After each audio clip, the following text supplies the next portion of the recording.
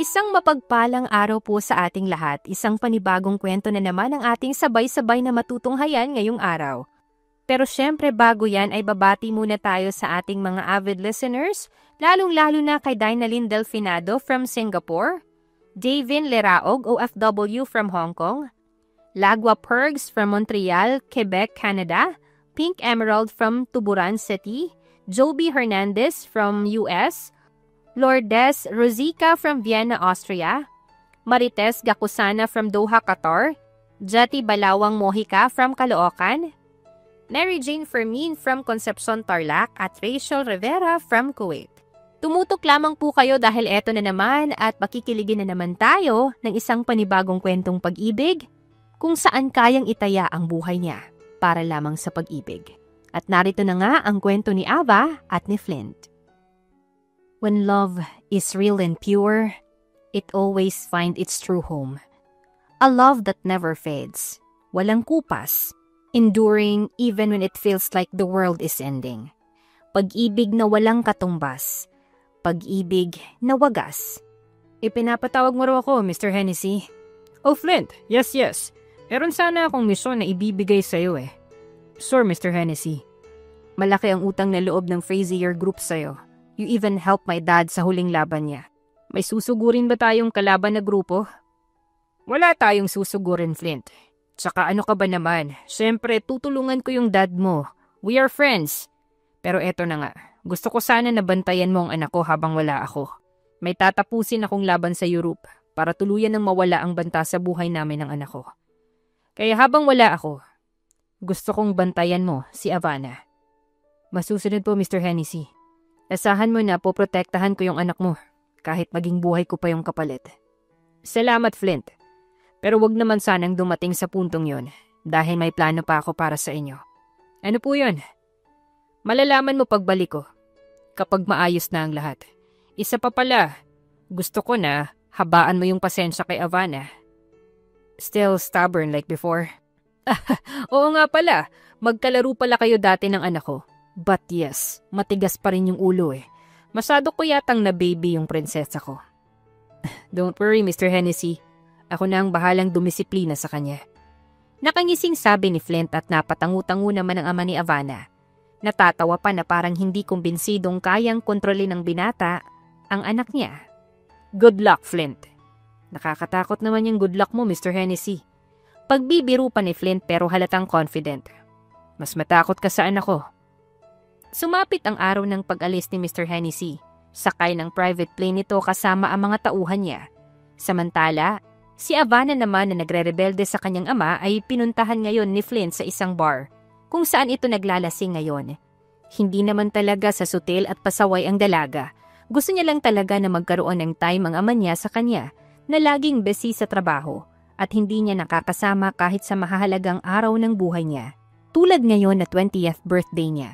Pero umalis ang ama niya. Havana, stop. Stop mong mukha mo. Pinadala ka rin ba ni dad ko dito? Di bale, babayaran na lang kita. At aalis ka na rin. Naiintindihan mo? Sinisinok-sinok pang sambit ng dalaga. Ganyan ba yung ginagawa mo sa mga pinapadala ni Mr. Hennessy na protector mo? Well ako, hindi ako nababayaran. Hindi nababayaran ang prinsipyo ko. Alam mo, pa-epal ka, no? 2 million. Okay na ba yon? Para lubayan mo na ako? Hindi sapat ang 2 million. Nakangisi na sabi ni Flint at pinagbasdan mula ulo hanggang paa ang dalaga, bago binalik sa labi ang tingin at lumunok. Bastos! Sigaw ng dalaga at hahampasin na sana si Flint pero nahawakan ito ang kamay niya at hinila sa bigla. Halos 1 inch na lang ang pagitan ng mga mukha nila. Napalunok naman si Havana, lalo na nung nakita ang paggalaw ng Adam's apple ng binata. Hindi mo ba ako natatandaan, Ava? Ava? How dare you call me Flint? Aha. Ako yung kalaro mo noon, na nakakita sa yung tumaob sa duyan, tapos pink na bulaklakin yung panty. Bastos ka talaga! Tsaka sasampalin na sana niya si Flint pero binuhat siya ng binata. Pumalagpas siya at sumigaw pero wala namang pumansin sa kanya sa ingay ng mga taong nagkakasiyahan at nagsasayawan sa bar. Sakay. Tsaka binaba ni Flint si Havana at ipinasok sa kotse. Saan mo ba ako dadalhin ha? Alam mo Flint, bata pa lang tayo, pakialamero ka na eh, no? Kung ako sa'yo, hayaan mo na lang ako Mr. Flint Fabian Frazier. Naasungot! Alam mo Miss Havana Hennessy, nangako ko sa dad mo, kaya hindi mo ko mapipigilang protektahan ka sa ayaw at sa gusto mo. Huwag ka nang malikot dyan. Kung ayaw mo, nasa langit tayo bumiyahe. Saka kinabit ang seatbelt ng dalaga at nagsimula ng mag-drive. Hindi pa sila nakakalayo mula noong lumabas sila ng parking lot nung may sumalubong sa kanilang kotse. Wala yung sakay pero pasalubong sa kanila na tila sinadya para sa isang planadong aksidente. Mabilis namang naiiwas ni Flint ang kanyang kotse.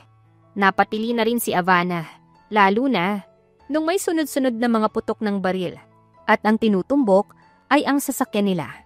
Kumalma ka. Bulletproof yung kotse. Kumapit ka na mabuti. Bibilisan kong mag-drive. Sabi ni Flint at tumango naman ang kanina ay masungit na dalaga.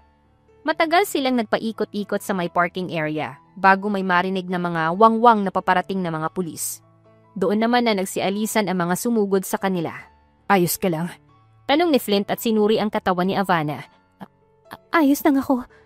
Pero ikaw, akala ko ba bulletproof? Bakit may galos ka sa pisngi? May nabasag kasi dito sa loob gawa ng impact. Tumama sa pisngi ko. Umuwi na tayo. Baka ma-infection pa yung sugat mo. Matapos na mai-report ang pangyayari sa mga dumating na pulis ay nagmaneho na rin si Flint patungo sa mansyon ng mga Hennessy. Dito ako matutulog. Sabi agad niya pagkapasok nila sa mansyon na nakapagpabilog ng mata ng dalaga. Anong dito? Gagamutin ko lang yung pisngi mo at umuwi ka na. Hindi kita iiwan. Paano kung may sumugod dito? Alam mo Flint, napakarami ng tauhan ni Dad na nagbabantay sa labas. Kahit na. Dito ako magsistay hanggat hindi pa nakakabalik yung daddy mo. Kahit kailan talaga ang kulit mo, no? Halika na nga nang magamot na yung sugat mo. Oh, tsaka ngumuso si Flint. Bakit ka nakanguso? Ano ka, pato? Sabi mo, halikan. Halika yung sabi ko, sabay pingot kay Flint na kinaladkad patungo sa sofa. Hindi naman mapigilang matawa ng binata. Oh, anong nakakatawa ha?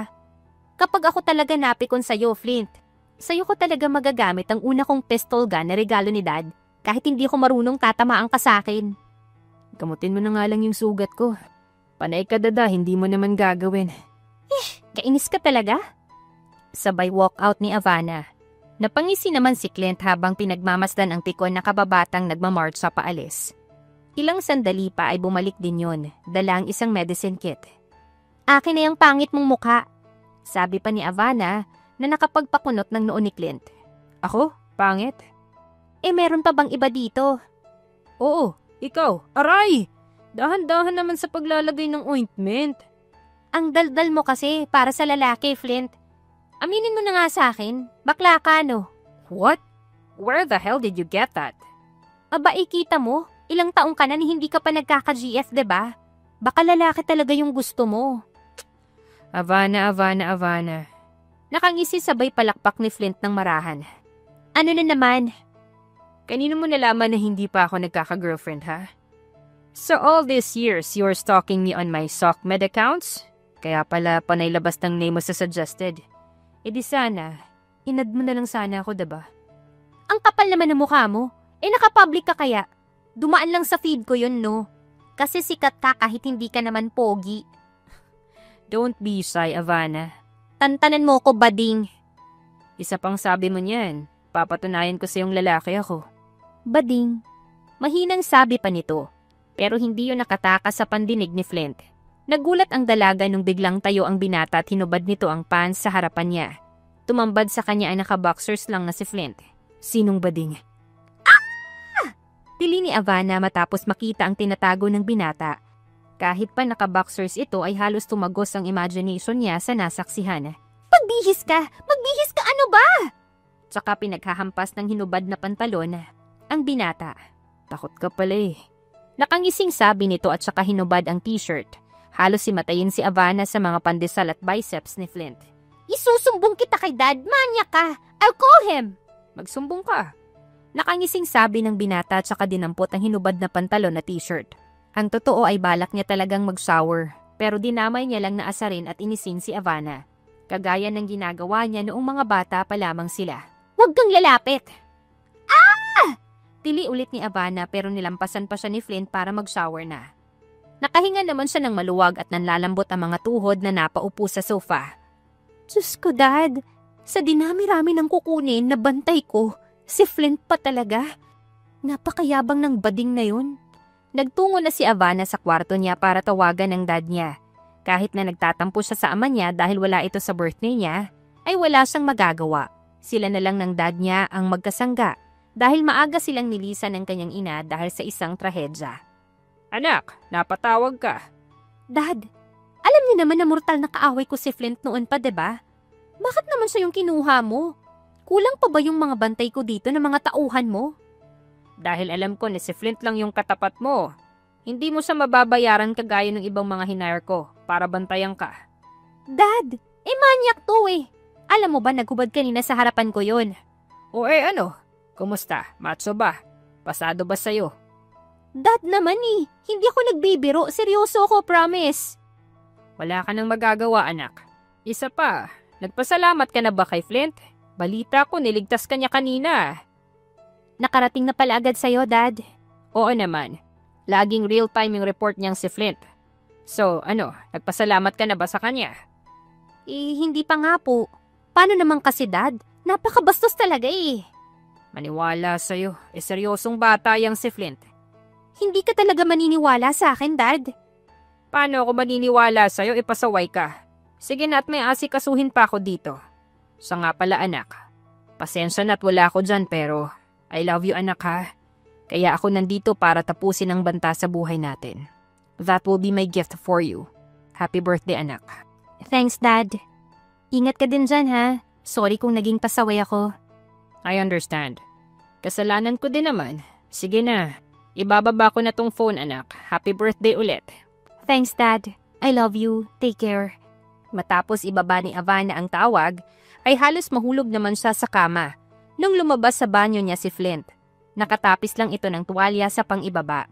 Nakabalandra ang malaking katawan na tinutuluan pa ng basa nitong buhok. "Bakit siyang ka naligo? Napakaraming CR. Meron sa may sala, meron sa guest rooms at meron pa nga dun sa may paliguan ni Doggy." "Mas gusto ko dito eh. Dito nga rin ako matutulog." "No way!" "Mas malapit ako sa'yo. Mas safe ka, Ava." "Mas malapit ka, mas delikado ko, no? Bastos ka kaya? Tapos tigilan mo nga ako sa Ava lang yung tawag mo sa akin." "Mas gusto kong tawagin ka ng Ava lang eh. Ako lang kasi yung nakakatawag niyan sa'yo." "Ang kapal talaga." "Well, sino ba naman si Flint, diba? Swerte ka na nga na kagaya ko na yung nagbabantay sa'yo." "Ewan ko sa'yo. Magbihis ka na nga. Teka, lalabas ako." Sabay takbo ni Ivana palabas dahil mukhang sa harapan niya pa talaga magbibihis si Flint. Malakas na sinarado niya ang pinto at napahawak sa kanyang dibdib. Sobrang bilis ng kalabog noon. Sa lahat ng lalaking nakilala niya, ay si Flint lang talaga ang kaya siyang tapatan ng ganon. Tama ang dad niya. Si Flint ang katapat niya. Nagtungo na lang siya sa may sala para manood ng TV. Ilang oras na lang ang natitira at matatapos na ang birthday niya. "Ay, okay lang to. Matanda naman na ako. Hindi ko na kailangan mag-blow ng cake." "Kailangan mo." Biglang sabi ni Flint na nasa likuran na pala ng sofa na inuupuan niya. "Wala nga akong cake." "Uy, sakto sa'yo yung damit ni Dad ah. Mukha ka kasing tatay." "Kanina bading, ngayon naman tatay." "Matulog ka na. Kung gusto mo doon ka sa kwarto ko, ako na yung mag-a-adjust para sa'yo. Kuha mo." Saka tinaasan ng kilay ang binata. "Sa iisa tayong kwarto matutulog. That's final." Tsaka tumalikod at naglakad na paalis. Hindi maiwasan ni Ivana na mapasimangot sa hangin dahil sa naiwang amoy ni Flint. Bangong-bango siya hanggang sa natauhan at napanguso na lamang. Ginagawa ko. Kaaway ko nga pala yun. Pero teka, maalala ko, hindi pa ako nagpapasalamat sa kanya. Kinuha ni Ivana ang band-aid at ointment sa may drawer. Balak niyang palitan yung nilagay niya kanina lamang sa mukha ni Flint dahil nabasa na yon sa paliligo. "Flint bading, nasaan ka?" "Here." Sabi ng lalaking may malakas na bisig na nagkulong sa kanya. Halos kumawala ang puso ni Ivana dahil sa pagkakakulong ni Flint sa kanya sa bisig nito. "Anong sinasabi mo, Ivana Hennessy?" "Ha? Ang sabi ko, Palitan na kako yung band-aid sa mukha mo. Nabasa, diba? Tsaka kumawala at lumayo. Hinila niya si Flint sa upuan sa dining area at nilagyan ng ointment ang sugat nito bago nilagyan ng band-aid. Matapos nun ay tsaka lang niya napansin ang lamesa. Nagbe-bake ka? Oh, birthday mo diba? Oo nga, pero hindi naman na kailangan. Patapos naman na yung birthday ko eh. O ano naman, hindi pa rin tapos kaya ihahabol natin yung cake mo. Thank you, Flint. Sa cake? Di pa nga tapos eh. I mean, thank you din dyan pero salamat sa pagliligtas sa akin kanina. Siguro kung wala ka kanina, baka wala na rin ako. At nakuha na or nategi na mga kalaban ni Dad. Sabi ko naman sa'yo diba? I will protect you at all cost. Kasama ba yung cake doon? Kasama na syempre. Bonus na to as your bodyguard/chef. Tumalikod si Ava na matapos niyang marinig ang mga sinabi ng binata. Hindi niya mapigilang mapangiti. Antayin mo ako sa dining table. I will serve you the best cake in the whole universe after ko nito. Hindi niya nanilingon pa ang binata at sinunod na lamang yung sinabi nito. Mula naman sa pwesto niya ay pinagmasdan niya si Flint na nagbibake. Hanggang sa sinalang na nito ang cake sa oven bago nagsimula namang magluto ng spaghetti. Husband material na sana, kaso may sapak. Wala sa sariling bulong sa hangin ni Avana. Hindi niya naman namalaya na nakatungo na siya sa mesa at nakaidlip. Hey, wake up Ava, you still have 30 minutes left bago matapos yung birthday mo. Pagtapik ni Flint at ginigising ang dalaga, nakailang sundot pa siya sa pisngi nito bago tuluyang nagising. Blow your candle na Ava. At mas nakapagpagising pa sa dalaga nang kumanta na ang binata. Happy birthday Ava, happy birthday Ava. Happy birthday, happy birthday. Happy birthday to you. Lona. Masaya naman na hinipan ni Ava ang kandila sa cake kasabay ng hiling niya. Ang katahimikan sa pamilya nila at mawala na ang banta. Teka, pamilyar yung kulay ng cake at design? Takang sabi ng dalaga. Oo nga. Yan yung design ng pink mong panting bulaklaki noon. Sabay hagalpak ng tawa ni Flint. Bastos! Sabay sundot ni Ava ng icing at isinabunot kay Flint. Ah, ganun. O eto, para mas masaya. At pinahiran din ang dalaga ng icing sa mukha. Para silang mga batang naghahabulan sa kitchen area. At nung napagod ay tumigil na rin. Mas maganda ka pala kapag may icing sa mukha. Pang-aasar pa ni Flint. Ikaw nga mukhang clown kahit walang icing eh. Wow ha. Parang lahat yata ng panlalait gusto mo nang ibigay sa akin ha. Kumain na nga tayo. Lalamig na yung spaghetti oh. Speechless naman ang naging reaksyon ng dalaga. Hindi niya akalain na masarap mag-bake at magluto ang binata. Sarap no? Pwede na, ayos lang. Kunwari pang sagot niya sa binata. Kunwari ka pa. Eh halos makalahati mo na agad yung sayo eh. Hinay-hinay lang, baka mabulunan ka. Ayan na nga yung sinasabi ko. Nandidiri pang sabi ni Flint matapos masamid si Avana at inubo kaya tumalsik sa dibdib niyang ilang spaghetti. Hubadero ka talaga no? Sabi ni Ava matapos subarin ni Flint ang t-shirt na suot. It's your fault Ava. Ang salaula mo, kadiri ka. Di kasi masarap. Hindi masarap tapos nasamid ka sa katakawan mo. Tignan mo nga yung nilutuan ko, taob. Birthday ko kaya huwag ka nang kumontra, please lang po. Naglinis na lang muli si Flint at saka nagbihis matapos nilang kumain. Matulog ka na Ava. Ako nang bahalang maglinis at maghugas. Sure ka? Ikaw na nga yung nagluto, ikaw pa yung maghuhugas. Birthday mo diba? Sulitin mo na. Okay, sabi mo eh. Nakatalikod na ang dalaga paakyat ng hagdanan nung muling tawagin ng binata ang kanyang atensyon. Happy birthday, Ava. May lambing sa boses nito. Salamat.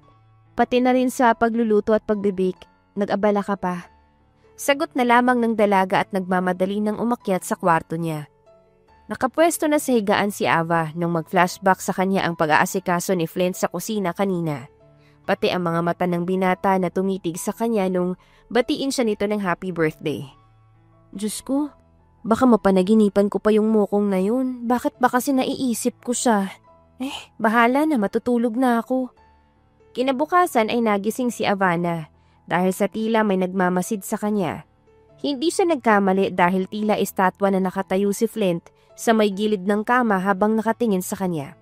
Good morning, Ava. Bumangon ka na. Mag-e-exercise pa. Ha? Exercise? Bodyguard kita, /chef.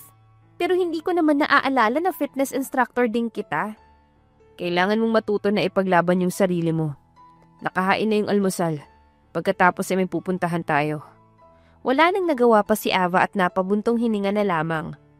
Natawa naman ang binata kaya kumunot ang kanyang noo. Ano nakakatawa? Wala naman. Ang ganda mo sa umaga, kahit may panis na laway ka pa. Sabi ni Flint at saka lumabas na ng kwarto.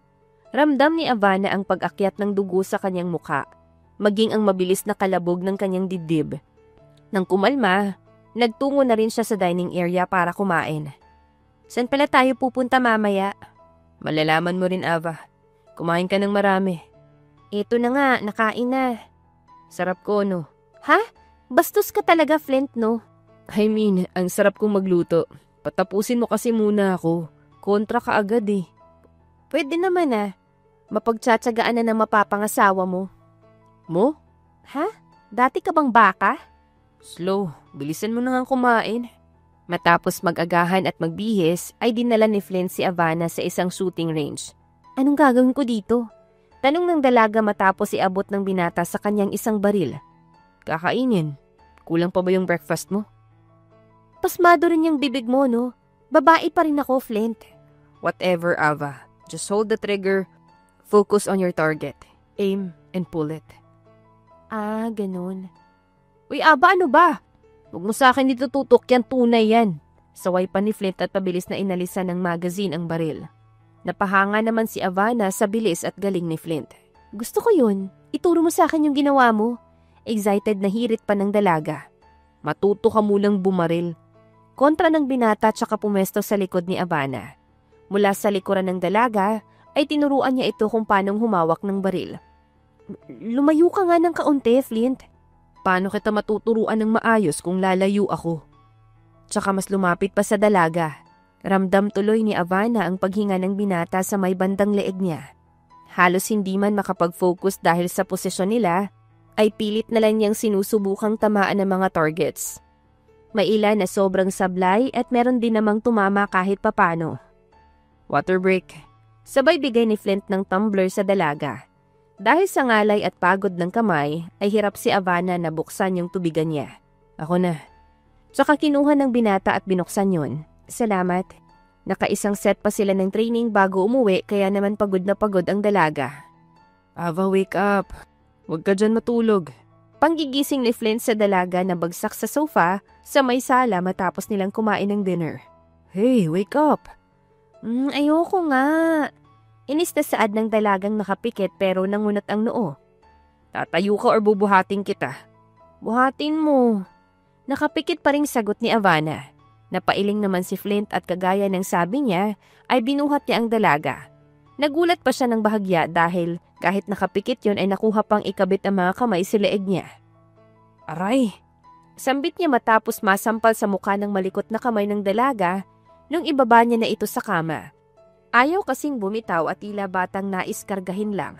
Ava, ano ba? Umayos ka nga. Babalibagin kita sa kama eh. Ibalibag mo. Yes, Daddy. What the? Lasing ka ba or talagang bangag ka lang?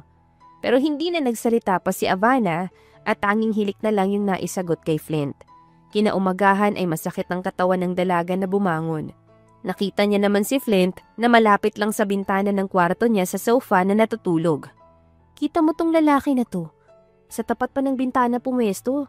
E paano kung may kalaban tapos bigla siyang birahin dyan? Naghihikap na sabi niya pa. Nag-aalala ka sa akin?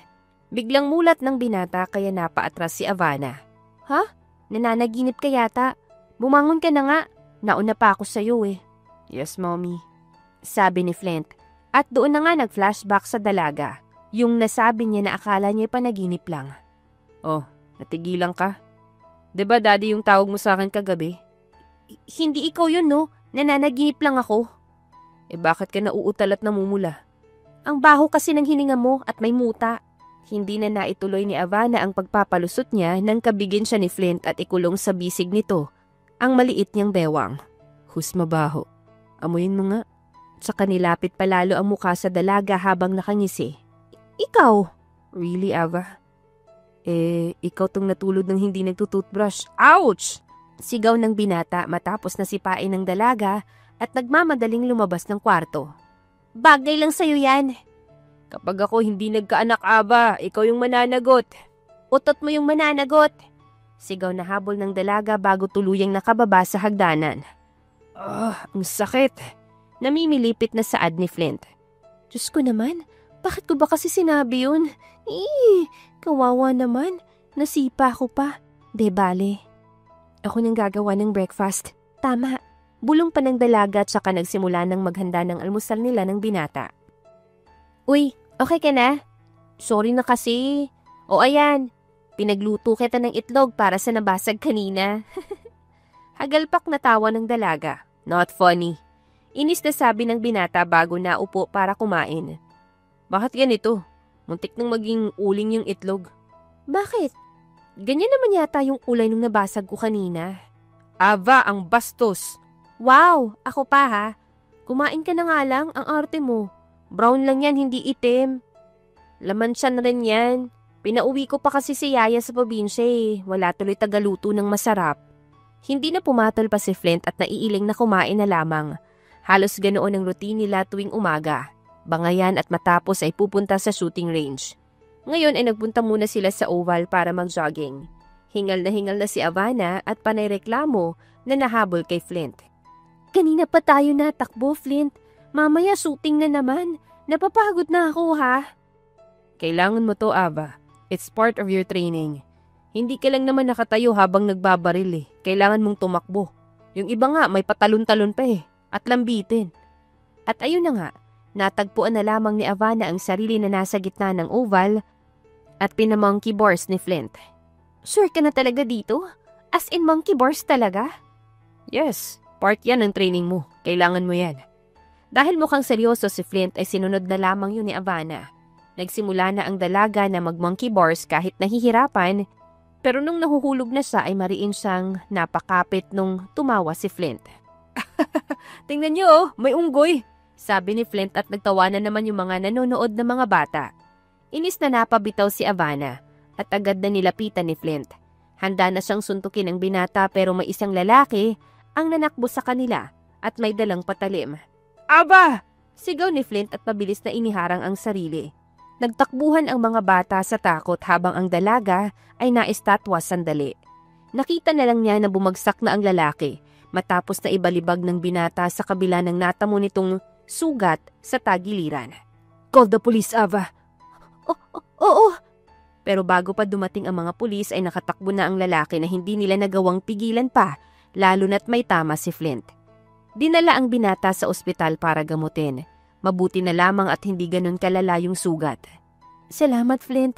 And I'm sorry. Ako dapat yan eh. Nakukonsensyang sabi pa ni Havana. No, hindi pwedeng ikaw, Ava. I will protect you no matter what happen. Hindi naman tayo habang buhay na magkasama. Kaya huwag mo nang sabihin yan. Pero ginagawa na ng daddy mo ang lahat para mawala na ang mga banta sa inyo. At hanggat nandito ako, poprotektahan kita. Hindi mapigilan ng dalaga na maluha, lalo na nung masilayan na naman niya ang nasugatan na binata. Don't cry, Ava. Hindi bagay sa'yo. Mas pumapangit ka. Flint naman eh. Look, I am fine oh. Buhay na buhay pa. At handang maglingkod 25 oras. Ewan ko sa'yo, nakukuha mo pang magbiro. Diyan ka na nga lang. Kukuha ko ng gamit natin. Hahanap na rin ako ng pagkain. Ha? Uuwi na lang ako. Huwag ka nang makulit. Sabi ni Doc bukas ka pa pwedeng lumabas ng hapon kasi need ka pa dong i-observe. Fine, mag-iingat ka, Ava ha. Pasama ka sa pulis. Oo, yun nga yung naisip ko. Magpapadrive na lang ako sa isang pulis doon sa labas, yung pogi. Ako na nga, joke lang. Babangon pa eh. Sige na, pahinga ka na. Balikan kita mamaya. Ingat, Ava. Nung nakarating na si Ava sa mansyon ay dali-dali siyang kumuha ng mga gamit. Lo, ang laki naman ng brief ni Flint. Sabi niya habang sinisipat ang underwear ng binata. Ma'am, sasamahan ka namin pabalik. Ay kabayo, Diyos ko naman kuya, nakakagulat ka. Sabi ni Ava. Pero nanlalaki ang mga mata sa gulat ng tauhan ng dad niya na nakatingin sa kanya at sa brief. Ups, teka, mali yung iniisip mo ha. Hinahanapan ko lang si Flint ng pamalit na brief, no? Sige po ma'am. Antayin ka na lang po namin sa labas. Nung nakaalis na ang tauhan ng dad ni Ava ay napatakip sa mukha niya. Pero napagtanto niya na hawak pa niya ang brief ng binata. Anak ng branded na pabango. Ang bango ah. Mabango pa sa kilikili ng pulis kanina. Natapos na mag-ayos ng gamit, ay sinama na nga ng dalagang ilang tauhan ng ama niya pabalik sa ospital. Dumaan rin siya sa isang resto para bumili ng pagkain nila ng binata. I'm back! Bungad niya pagpasok sa kwarto. Pero natutulog ang binata ng mahimbing. Napabuntong hininga si Avana. Ibinaba ang mga dala sa mesa at saka lumapit kay Flint. Sinipat niya ang kabuuan nito bago naupo sa gilid ng kama at tinitigan ang sugat ng binata. Sorry talaga. Bulong niya. Ungot lang ni Flint at napangiti naman ng dalaga. Hahawakan niya pa sana ang buhok ng binata pero nakangisi itong dumilat na nahuli ang kamay niya. Kanina ka pagising? Pumikit lang naman ako. Kapag ba nakapikit, tulog agad. Ewan ko sa'yo, nakakainis ka talaga. Tumayo na si Avana pero mabilis na nahila siya ni Flint pabalik. Gusto lang naman siyang asarin ng binata pero nauwi sila sa isang awkward na posisyon. Matagal silang nagkatitigan, tila nabingi sa paligid. Napatingin naman ng dalaga sa sunod-sunod na paglunok ng binata na halatang dahil si Adam sa apple nito. Ava? Mahinang bulong ni Flint at unti-unti nang nilapit ang mukha sa dalaga. Flint, anong gagawin mo? I want to taste your lips. It's calling me. I'll kiss you. Saka mas lalong lumapit ang dalaga habang nakatitig sa mga labi nito. Time for your medicine! Biglang pumasok ang nurse na nagulat naman sa posisyon ng dalawa. Mariin na napapikit si Flint. Hindi natuloy ang halik na dapat igagawad niya sa dalaga. Namumula namang napaayos ng tayo si Ava. Gamot muna sir, ang aga pa niyan. Pilyang sabi ng nurse. Kakain muna ako nurse. Pakiiwan na lang yung gamot. Siya na yung magpapainom sa akin yan. Sabay turo ng uso kay Ava. Hindi ka naman baldado sir. Kahit ikaw nga, kaya mo na yung inuming mag-isa eh. Sige na, aalis na po ko para maituloy niya na yung naudlot. Kinikilig pang sabi ng nurse bago tuluyang umalis. O ano? Tanong pa ni Ava dahil nakatitig lang sa kanya si Flint. Pakainin mo ko. Sabi ng nurse, hindi ka naman baldado. Pero na-hospital ako dahil... Fine, eto na nga. Oh, nga. Wow, ang sweet ah. Baka... Hindi na niya na ituloy pa ang sasabihin nung isubo na ni Ava ang pagkain sa bibig niya. Dami pang dadae. Siyempre, di ba nga itutuloy pa na... Flint, ano ba? Oo na, subuan mo na lang ako. Nakangusong sabi pa ng binata. Nasaksak ka lang ng dapis pero para kang naging ibang tao. Nauntog ka ba? Kasalanan mo, Ava. Oo na nga, kasalanan ko nang nasaksak ka. No, kasalanan mo kung bakit nagugulo yung utak ko. Ano namang kinalaman ko sa utak mo ha? Basta, Tsaka sinubo ang pagkain galing sa dalaga. Matapos na kumain ay tinulungan na rin ni Avana na maglinis ng katawan at magpalit ng damit ang binata. Kahit pa nawawirduhan na siya sa mga sinasabi at kilos pa nito.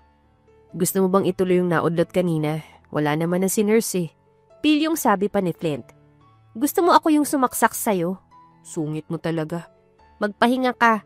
Matulog para bukas makauwi na tayo kagaya ng sabi ng doktor. Ikaw. Ako naman yung maglilinis ng katawan. Gusto mo alalayan din kita? Bastos ka talaga. Sabay hampas ng una ng dalaga sa binata. Ang cute mo, sungit. Nung makapasok na sa banyo si Avana, ay napahawak naman siya sa kanyang dibdib. Pinakiramdaman ang malakas na kalabog nun.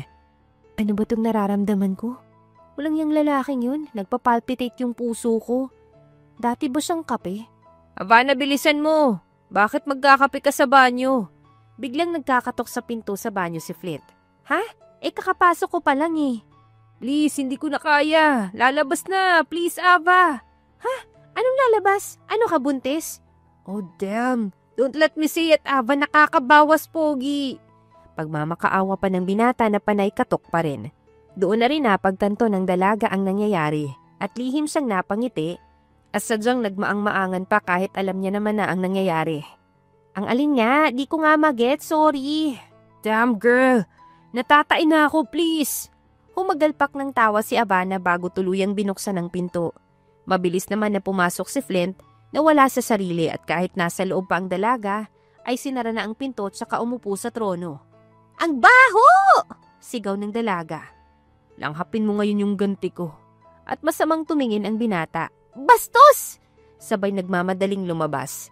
Sa kabila noon ay nakaisip pa rin ng kapilyahan si Havana.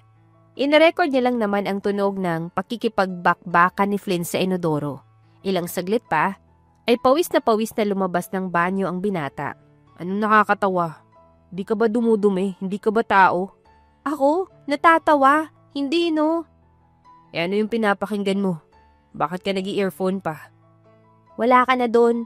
Diyan ka na, makapaglinis na nga. Nakasingal na ba yung amoy sa CR? Antayin mo mga 5 minutes. Nahihiyang sagot pa ng binata. Sumapit ang araw ng labas ni Flint sa ospital. Medyo naghilom na rin yung sugat niya dahil hindi naman yun ganun kalalim. Salamat, Doc. Paalam ni Havana sa gwapong doktor. Sana bumalik ka, Ava. Gusto pa kitang makita eh. Sagot pa nun sa kanya. Hindi na kami babalik. Anong gusto mo, ma-ospital ulit ako? Sabay hila ni Flint sa dalaga. Teka, kausap ko pa si Miss Ava. Sabi pa ng doktor. Isa pa, wag mo siyang tawagin na Ava. Hindi naman kayo close. Goodbye. Mariin na paalam ng binata bago tuluyang hinila ang dalaga. Nakarating naman sila sa may parking lot kung saan nandoon ang kotse ni Flint na dinala ng mga tauhan nila Ava. Ito naman, imbis na magpapasalamat kay Doc eh. So gusto mo masaksak ako ulit para bumalik doon? Do, kaya ko naman bumalik doon para bisitahin si Doc kahit hindi ka pa nasaksak. Huwag kang OA. At talagang balak mo bumalik, Ava? Oo, masama. Pogi naman si Doc at... Ow! Reklamo ni Flint matapos na makatikim ng sampal sa dalaga. Paano ba naman hinalikan niya ito habang nagsasalita? Bakit mo ginawa yun? Gusto ko eh. So sino mas pogi ngayon sa amin ng doktor ha? Si Doc pa rin. Aray, Ava! Kaka-discharge ko lang, pangalawang sampal mo na yun ha? Bakit mo kasi ako hinalikan ulit? Para malaman mo na mas pogi ako kay Doc. Natatawa pang sabi ng binata habang hinhimas-himas ang pisngi niya na nasampal ng dalaga ng kabilaan. Napanganga na lang ang dalaga. Alam niya na kapag nagsalita pa siya ay hindi na sila matatapos ng binata. Pinili na lamang niyang manahimik pero panay-irap buong biyahe nila dahil sa inis. Pagbalik ng mansyon ay agad silang sinalubong na mga naiwan na bantay doon. Mamaba na, Sir Flint. May pumasok po kagabi dito sa mansyon. Kaso nakatakas. Ano? Sigurado ba kayo na wala na yun dito? Paano kung nagtatago lang yun sa paligid? Tanong pa ni Flint. Sinek na po namin yung mga surveillance cam record at nakita po na lumabas siya sa pamamagitan ng pagtalon sa may likurang gate. Mas pinahigpit na rin po namin yung pagbabantay. Dinagdagan rin ni Mr. Hennessy ng mga tauhan matapos naming i-report sa kanyang nangyari. Mas mabuti naman kung ganon. Mas higpitan niyo pa yung pagbabantay. Mag-iingat kayo, sabi naman ni Havana. Ilang araw ang lumipas at tuluyan ang naghilom ang sugat ni Flint. Balik naman na sila sa pag-iensayo ng dalaga. Pinakiramdaman rin nila ang kada gabi at mas naging alerto dulot ng banta. Pero wala ring nagparamdam pa ulit na panganib sa kanila sa ngayon. Ngayon ang huling araw ng ensayo ng dalaga sa shooting range. Ito na rin ang magsisilbi niyang test kung nagbunga ba ang pag-aaral niya na gumamit ng baril. Are you ready? Tanong ni Flint at tumango naman si Ava. Pull the trigger, baby. Now! Sabi pa ng binata. Mabilis na napabaril ang dalaga dahil sa narinig. Muntik pa yung sumablay ng todo. Anong sinabi mo, Flint? Sabi ko focus. Palusot ng binata. Muling pumwesto si Havana at nag-focus sa target. Huminga ng malalim bago bumulong. Kaya mo to, Ava. Bullseye dapat. Sa paghila nga niya ng gatilyo ay tumama yon sa pinapangarap niyang sentro. Ay! Nakita mo yon! Nakita mo! Bullseye! Saka tumalon kay Flint at yumakap. Inikot-ikot naman siya ni Flint pero maya-maya ay sinakop sila ng katahimikan. Mabilis na bumaba si Ava at lumayo sa binata. Sorry, masaya lang. Ayos lang, Ava. Gusto ko nga eh. Sabay kindat. Job well done, my Ava. Thanks sa pagtsatsaga na magturo sa akin, Flint. My pleasure, my Ava. Weirdo ka na naman. Sagot na lang ng dalaga at nagpatuloy na sa test niya. Mataas rin naman ang nakuha niya at talagang masasabi na may ibubuga na ang dalaga. Nung sumunod pa ay napunta naman ang training ni Ava sa karate. Halos magliyab sa titig ni Flint ang trainer niya, lalo na sa tuwing nahawak yon para umalalay sa dalaga. Wala ba kayong babaeng instructor dito? Naiinip na tanong ng binata sa isang staff habang nakamasid sa dalawang nagsasanay. Ay, wala po eh.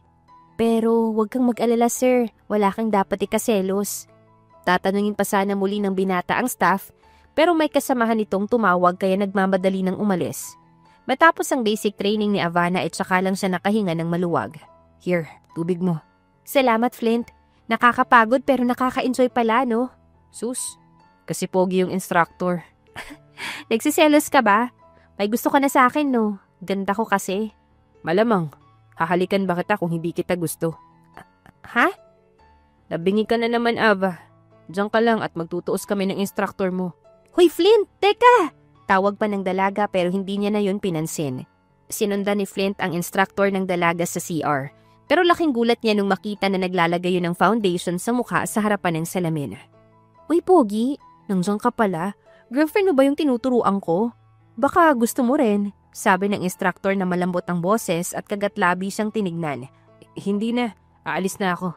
Teka, hindi ka ba gagamit ng CR Pogi? Wala. Umurong na eh. Tsaka nagmamadaling umalis si Flint at naglakad pabalik kay Avana na may ngiti sa labi. Ako pala yung type nun. Hagalpak na tawa niya pa. Ayan, super advance ka kasing mag-isip. Tsaka wag mo na akong pagtripan. May gusto-gusto ka pang nalalaman. Gusto mo lang naman akong mapasunod para mapadali yung trabaho mo na bantayan ako. Hindi Kapag sinabi mo ngayon na tayo na agad, ako na yung magiging sunod-sunuran sa'yo. Ewan ko sa'yo, Flint. Hindi ako nagbibiro. Hindi ako nang hahalik lang ng basta ng babae. Huwag mo nang ipaalala, please. Nahihiyang awat niya. See, affected ka. You're blushing, oh. Hindi, no. Namumula ako kasi katatapos lang ng training. No, you're blushing kasi you're falling for me. Or hulog ka na siguro. Hulog your face. See? Ayan, oh, pulang-pula. You want to kiss ba again? Promise, lasang kamatis. Flint! So, kailan ka na-fall, ha? Baka yung nagtae ka. Kainis? Sarkastiko na sabi ni Avana, kaya inis na nag-walkout ito. Natameme naman sa hiya ang binata. Nakauwi na sila ng mansyon matapos ang training ng pagpapakiramdaman. Masyado silang awkward lalo na si Flint. Matapos na magtapang-tapangan na umamin kanina lang pero taob sa tuwing titignan siya ng masama ni Avana. Ilang araw pa silang nanatiling ganun. Ilang sa isa't isa hanggang sa dumating ang isang bagong tauhan ng ama ng dalaga. Si Fresha, na isang magaling na judo player. Hello, Ma'am Avana. Ako nga pala yung pinadala ng daddy mo na bagong makakasama nyo. Sabay baling kay Flint at ngumiti ng matamis. Nakaramdam naman ng inis si Ava at nangunot ang noo sa inasta ni Fresha. Halatang type si Flint dahil panay ang sulyap nito sa binata. Hello, Fresha. Meron kaming guest room. Solo mo yon. Huwag kang mag-alala, pwede kang matulog doon. Sambit pa ni Avana. Ma'am, tingin ko mas okay kung sasamahan kita sa kwarto. Hindi na kailangan, kasama ko naman si Flint. 'Di ba, Flint? Kinikilig naman na tumango ang binata matapos na nakaamoy ng selos. Kayo? Pero lalaki siya. Hindi mo na kailangang isipin yung bagay na yun, Fresha. Sige na. Mang Gaston, pakituro yung kwarto na niya, ha? Yes, Ma'am Avana. Nakabusangot na umalis sa paningin nila si Fresha. Binunggu-bunggu naman ni Flint ng mahina sa balikat si Avana. Tantanan mo ko, Flint. Selos ka, no? Tabi tayo mamaya sa kama. Aray! Bakit kailangan mamingot, ha? Subukan mo lang lumande. Talagang ano, Ava? Buburahin ko kayo sa mundo. So, nagsiselos ka nga? Hindi. O edi, puntahan ko na si Fresha. Naputo lang sasabihin ni Flint nung marahas na hinila ng dalaga ang kwelyo ng damit niya. Sobrang lapit ng mukha nila habang ang sama at matalim ang nagbabantang titig ng dalaga. Subukan mo lang. Mariing sabi ni Avana at mas hinigpitan pa ang hawak ng kwelyo ni Flint. Bibitawan na sana niya sa kwelyo ang binata na biglang sumeryoso, pero ngumisi ito bigla. Napatid ang ngisi ng binata nung hilahin lalo ng dalaga ang kwelyo at mariin siyang hinalikan. Mabilis pero ramdam yung selos. Ikaw nagsimula niyan, Ava. Tatapusin ko lang. Saka muling sinunggaban ni Flint ng halik si Ava. Di naman nila ang malambot na labi ng isa't isa. At wala nang pakialam kung may makakita sa kanila sa sala kung saan sila naroon. Nakita ko na yung kwarto. Kuya naman ang virgin ng eyes ko. Reklamo ni Fresha. Gulat na napabitaw sa halik si Havana. Magkapatid kayo? Natatawa namang sumagot si Flint. Yeah, my younger sister. Di mo na siya naabutan kasi sa stage sa pinanganak ni Mommy. Kaya mo pala ako pinagpanggap kuya ha? Para mapaamin si Ate Havana. Alam mo ba ate, yung kwarto niyan panay picture mo. Stalker mo yan at patay na patay sa'yo. Tinakpan ni Flint ang bibig ng kapatid matapos siyang ibunyag sa matagal na pagtingin na lihim sa dalaga. Natawa naman si Havana na kinikilig din. Kita niya ang hiya sa mukha ng gwapo at maskuladong binata. It's okay baby boy, tayo na. Sambit ni Havana na nakapagpatahimik sa kanila. Tayo na? For real? Ow! Reklamo ni Flint nung kagati ng kapatid niya ang kamay na nakatakip sa bibig nito at nagmamadaling umalis na. Ayaw mo yata? Siyempre gusto ko. Gustong gusto. Parang hindi. Ma'am Havana, Sir Flint, may mga dumating na kalaban. Sabi ng isang tauhan ni na Havana at kasunod nun ay ang sunod-sunod na rin na putukan ng baril. Ava, let's go! Tsaka hinila ng binata ang dalaga. Kuya, anong nangyayari? Salubong ni Fresha. Sumama ka rin sa amin, bilis! Sabay hila ng binata sa kapatid. Nagtungo sila sa isang secret room kung saan may mga armas at iba't ibang uri ng baril ang nakatago. Kumuha na kayo ng mga armas na kaya niyong dalhin at gamitin. Saad pa ni Flint.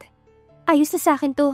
Sabi ni Fresha na kumuha lang ng 2 maliit na dekalibreng baril at nagsukbit ng arnis sa likuran niya na alam din niyang gamitin kahit na judo ang forte niya. Ikaw, Ava. Okay na rin ako. Magaan lang yung baril pero maraming bala. Dalhin ko na rin tong tear gas. Ito mask para mamaya kapag ginamit natin to. Tara na. Lumabas na sila na handang-handa na makipaglaban at tulungan ang nakikipagbakbakan nilang mga tauhan. Ayun siya. Yung babae yung target. Turo na nakapasok na kalaban kay Havana.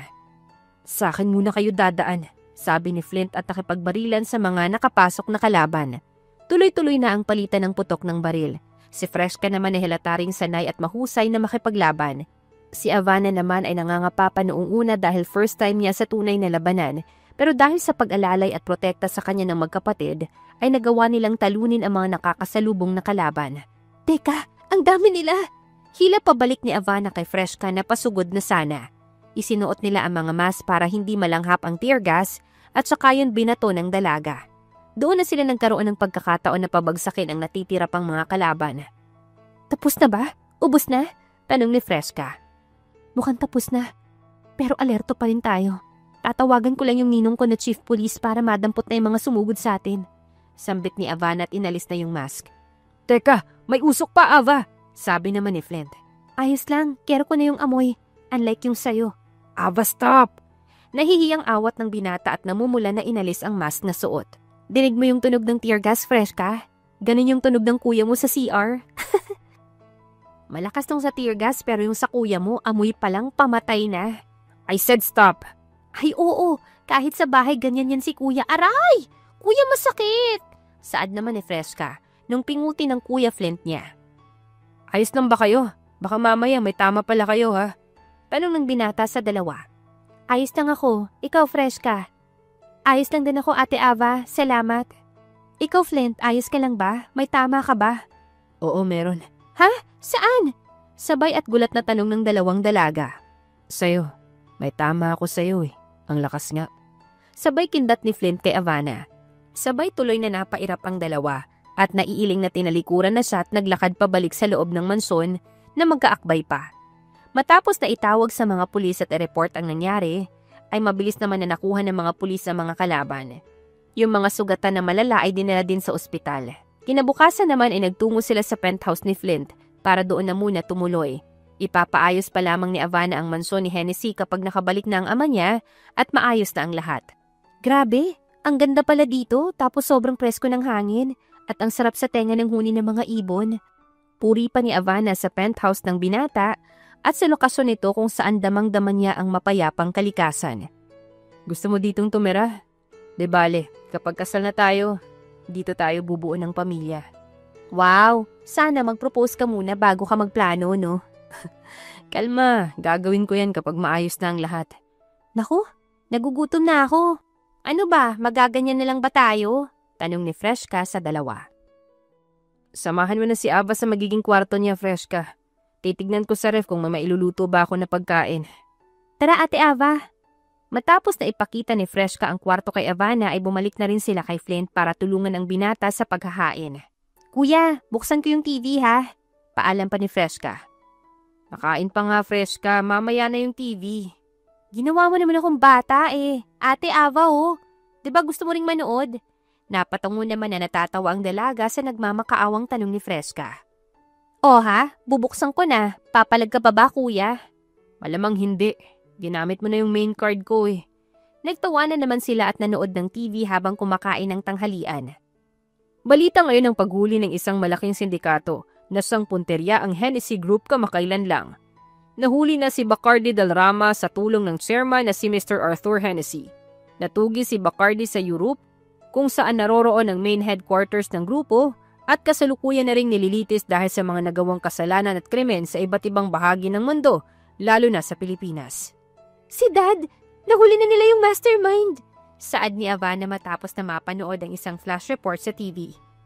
Tapos na sa wakas, Ate Ivana. Pwede niyo na akong bigyan ng pamangkin ni Kuya.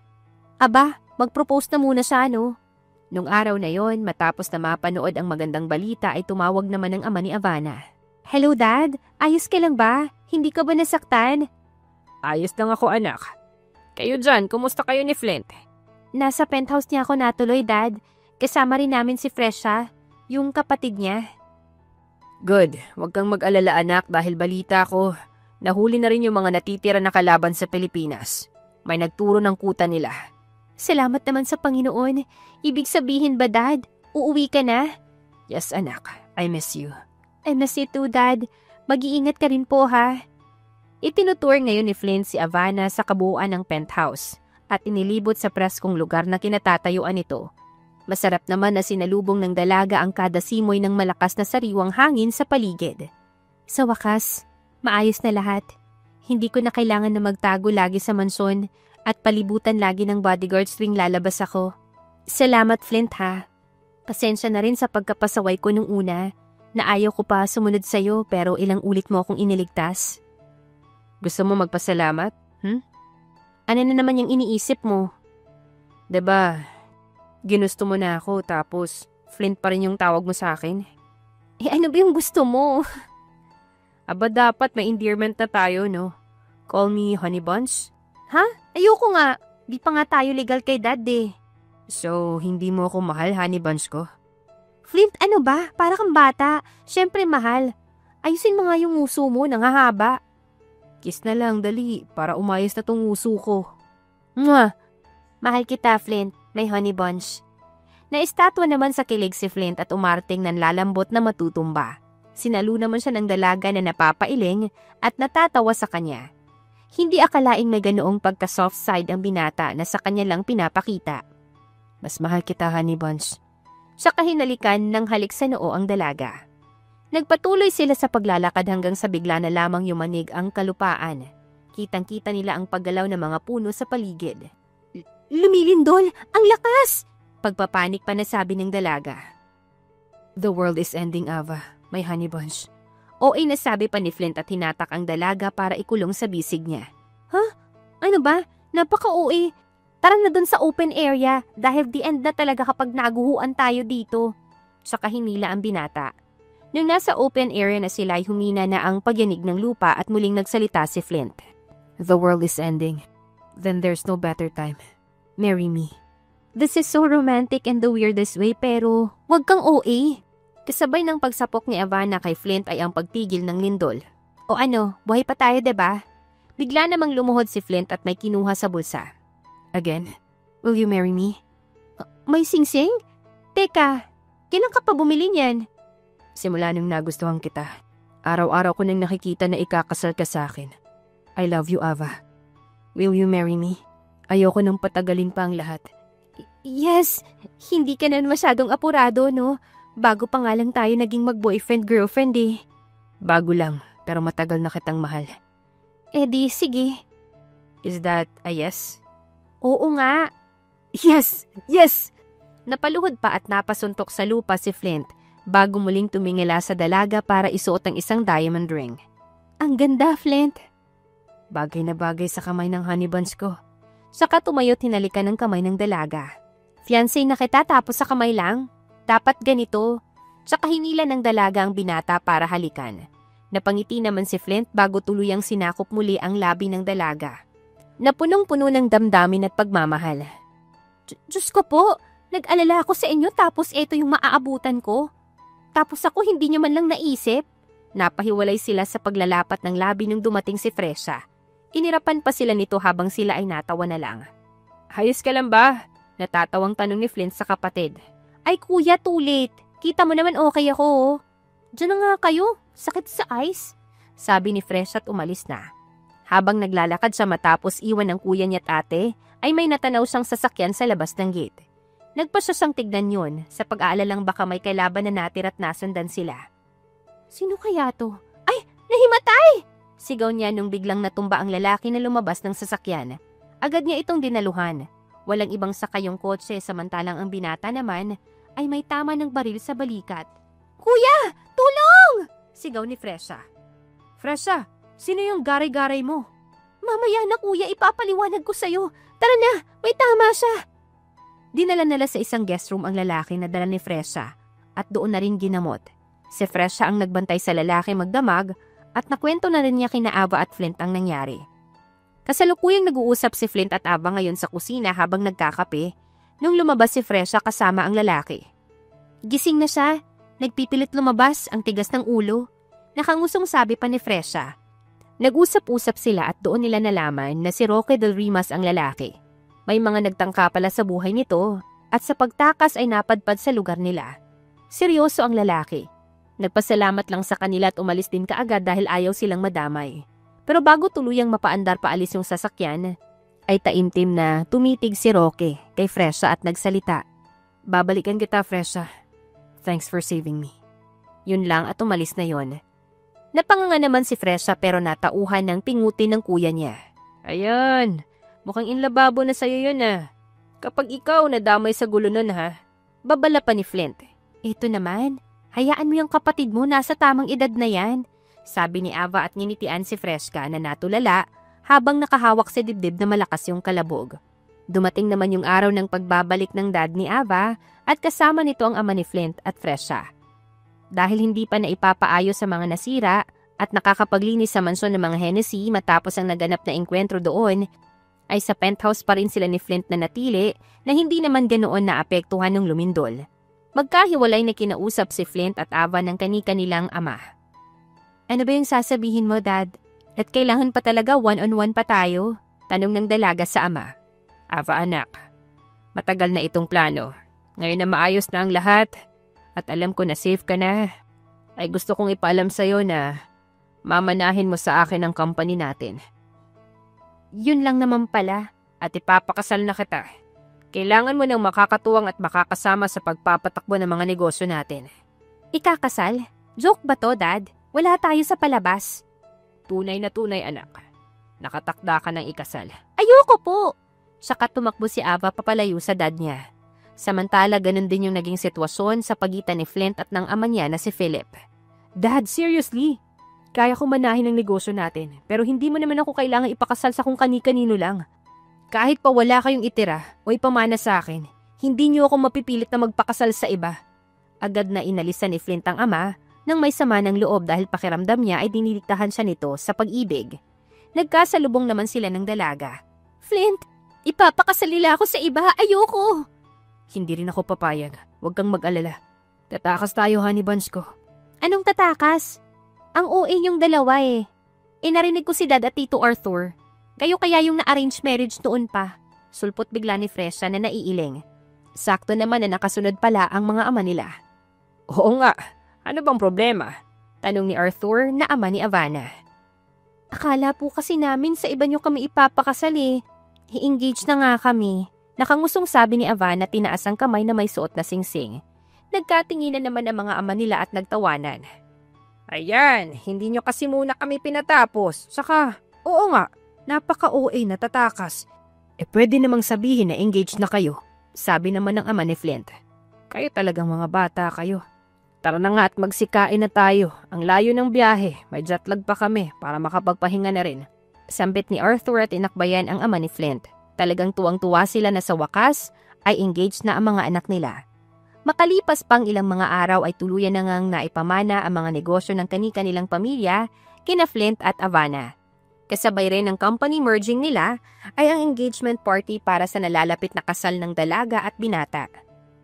Siya nga pala, gusto ko bago tayo ikasal ay tulungan natin yung mga tauhan ni Dad na tumulong at pinotektahan ako ng matagal na panahon.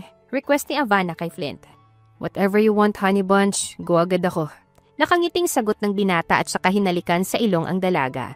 Nagtungo sila sa mga bahay-bahay ng mga dating tauhan ng ama ni Havana. Kasama ni Fresha ay naghatid sila ng tulong na pwedeng gawing simula na pangkabuhayan. Naisipan niya ni Havana dahil alam niya na mahirap paghanap ng trabaho. At dahil hindi na siya kailangan panabantayan, ay nawalan na ang mga ito ng trabaho. Ang ibang tauhan naman na may kakayahang magtrabaho sa iba't ibang negosyo nila at sa kumpanya ay binigyan nila ng oportunidad na makapasok. Binigyan ng sapat na posisyon at sahod. Ang saya ng puso ko, honey bunch. Salamat sa tulong niyo ni Fresha, ha? Mas masaya ang puso ko kapag masaya ka, honey bunch. Oo nga, Ate Ava. Masaya din ako na nakatulong. Ang sarap sa pakiramdam. Ang bait-bait mo, Ate Ava. Hindi mo sila nakalimutang tulungan pabalik. Oo naman, Fresha. Hindi lang ito bayad sa utang na loob sa pagprotekta nila sa akin. Kasama na dito yung dahil nakitaan ko sila ng respeto at kabutihan sa puso. Pansin niyo ba na walang namatay sa mga kalaban? Lahat sila na-train, hindi para pumatay kundi para dumepensa lang. Oo nga, Ate Ava.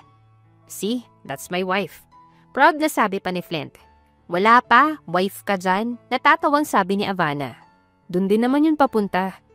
At kagaya nga ng sabi ni Flint, doon na rin papunta yon dahil dumating na nga ang araw na inaasam niya. Ang makitang naglalakad si Havana sa pasilyo habang siya ay naghihintay ng buong puso sa harap ng altar ng simbahan. Ang gaan ng pakiramdam nilang dalawa habang nakatitig ng diretso sa isa't isa. Hindi sila kagaya ng ibang ikakasal na umiiyak o anuman. Pareho silang nakangiti hanggang sa tuluyan na silang makalapit sa dalawa at sabay na humarap sa altar. Maging ang mga tao sa paligid ay pinapagaan ng matatamis na ngiti sa loob ng simbahan. Habang nagseseremonya ang pare at ginaganap ang proseso ng kanilang kasal. Isa naman sa abay nila si Fresha na kilig sa kanilang dalawa, lalo na nung palitan na nila ng wedding vows.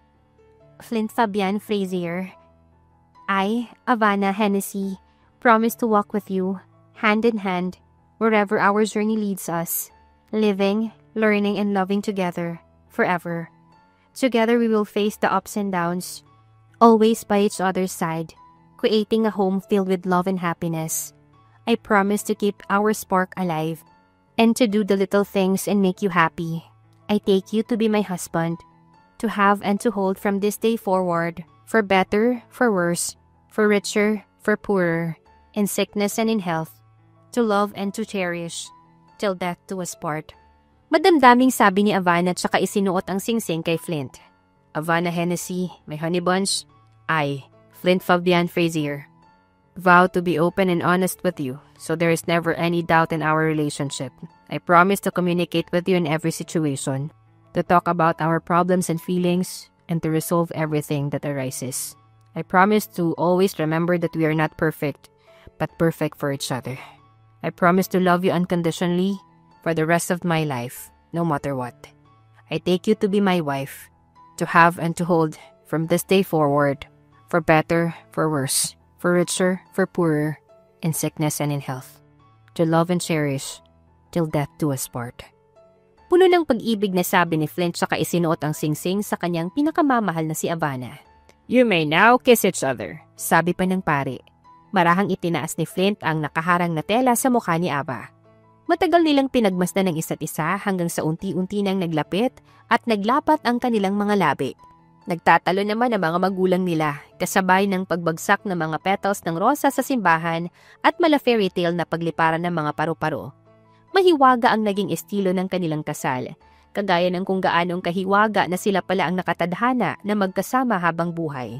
Walang nakapagsasabi ng mangyayari, walang nakakaalam ng kanilang kapalaran o tadhana. Pero si Havana at Flint, tanggap at masayang-masaya sila na sila ang napagpasyahang pagparisin ni Cupido at ng Panginoon.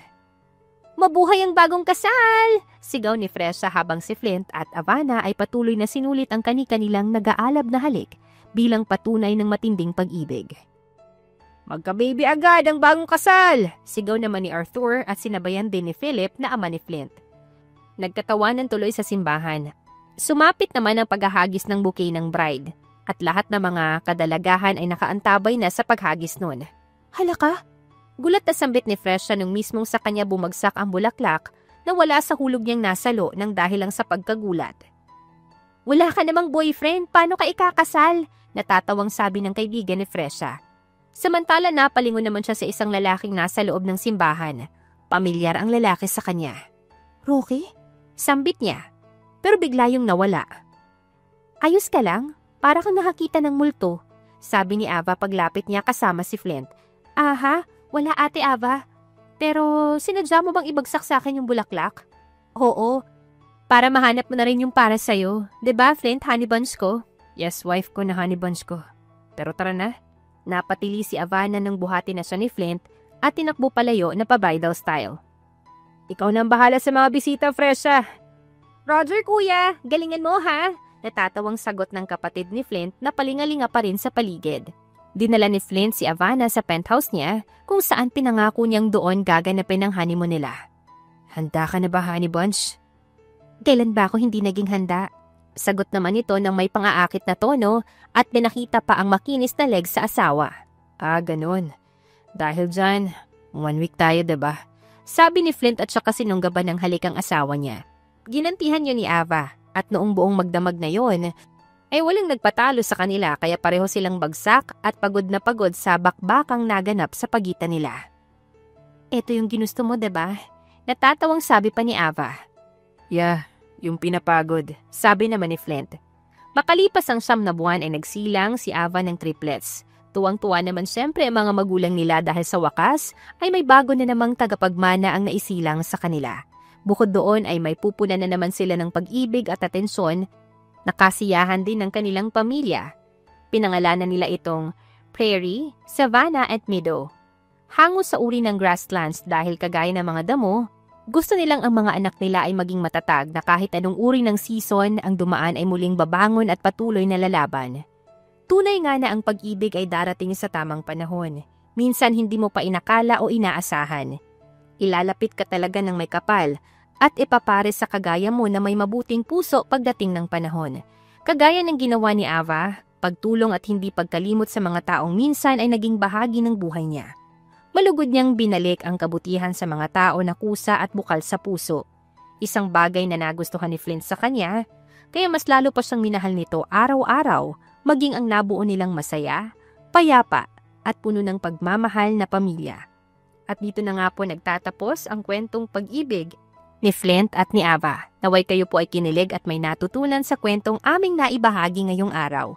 Muli po ay maraming salamat sa inyong walang sawang pagsuporta at pakikinig. Hanggang sa susunod, abangan pa rin po ang mga kwentong puno ng aral, pagmamahal at inspirasyon. Siyempre dito pa rin po yan sa inyong inaabangang Dear Jen.